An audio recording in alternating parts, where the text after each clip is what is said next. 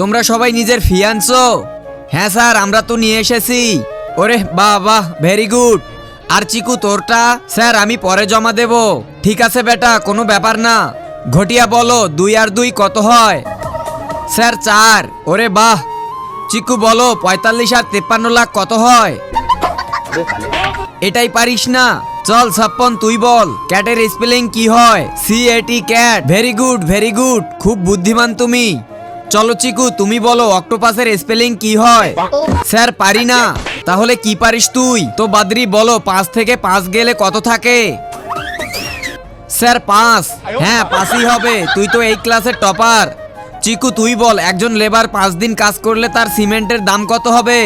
Sir প্রশ্ন তো ঠিক করে করেন। চলো ঘটিয়া তুমি বলো রাজমিস্ত্রির নাম কি ছিল? সীতাজি। ওরে বাহ, প্রধানমন্ত্রী হবে তুমি। এরপর এমন কিছু হয়েছিল সেটা আপনারা দেখলে হাসতে হাসতে গড়াগড়ি খাবেন।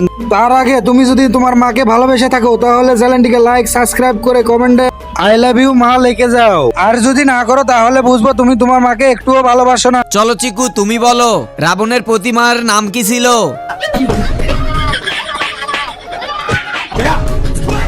আজকে তো বেঁচে গেল।